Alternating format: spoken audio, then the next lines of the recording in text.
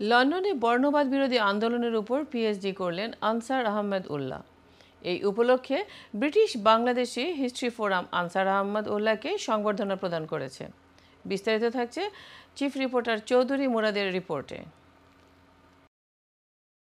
লন্ডনে বর্ণবাদ বিরোধী আন্দোলন ও প্রতিকূল পরিবেশে ব্রিটেনে বাঙালিদের বসতি স্থাপনে ব্যাটেল অফ ব্রিকলেন 1978-এর উপর গবেষণাপূর্বক পিএইচডি ডিগ্রি অর্জন করেছেন লেখক ও সাংবাদিক আনসার আহমদুল্লাহ। আমি স্থানীয় কুইন মেরি ইউনিভার্সিটিতে ভূগোলের ছাত্র হিসাবে পিএইচডি করেছি এবং আমার গবেষণার বিষয় ছিল এই যে পূর্ব লন্ডনে এলাকা ভিত্তিক যে বর্ণবাদ বিরোধী আন্দোলন হয়েছিল, বিশেষ করে আলতাফ আলী হত্যার পরে 78 সালের পরে যে আন্দোলন যে তুঙ্গে ওঠে, এই আন্দোলনটা কিভাবে কারা নেতৃত্ব দিয়েছিল এবং পরবর্তীতে এই আন্দোলনের যে প্রভাবটা পড়েছিল আমাদের সমাজে, সেই ব্যাপারে আমি আমার গবেষণা করেছি।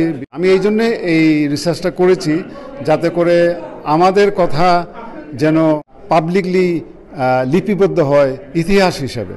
লন্ডনের কুইন মেরি ইউনিভার্সিটি থেকে প্রাতিষ্ঠানিকভাবে এ ডিগ্রি অর্জন করায় ডক্টর আনসার আহমদুল্লাহকে সংবর্ধনা দিয়েছে ব্রিটিশ বাংলাদেশি হিস্ট্রি ফোরাম নামের একটি সংগঠন।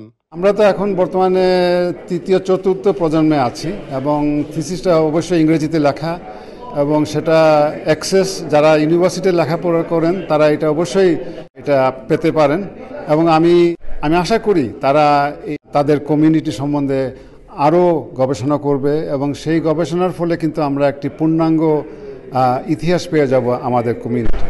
30 জুন রবিবার পূর্ব লন্ডনের একটি বিজনেস সেন্টারে সংগঠনের আহ্বায়ক ও সে সময়কার বর্ণবাদী যুব আন্দোলনের নেতা বিশিষ্ট রাজনীতিবিদ রাজন উদ্দিন জালালের সভাপতিত্বে ও বর্ণবাদ বিরোধী আন্দোলনের অন্যতম নেতা মোহাম্মদ রফিকুল্লাহ ও আব্দুল মালিক খানের যৌথ সঞ্চালনায় এ সংবর্ধনা সভা অনুষ্ঠিত হয়।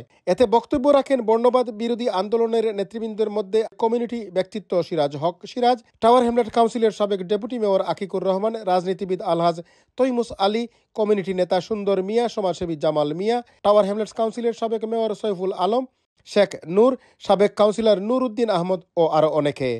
বলেছি আমি আমার গবেষণায় চেষ্টা করেছি কি কারণে কেন এখানে বর্ণবাদ আন্দোলন হয়েছিল এবং কারা এই আন্দোলনের নেতৃত্ব দিয়েছিল এবং পরবর্তীতে এই আন্দোলনের কারণে বা এই আন্দোলনের সূত্র ধরে কি কি উন্নয়নমূলক কাজ হয়েছিল আমাদের এই এলাকায়, এগুলি আমি আমার গবেষণা বের করেছি।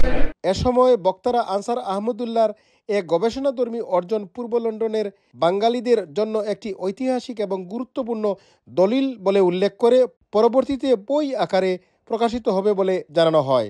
Chowdhury Murad, INTV news, London.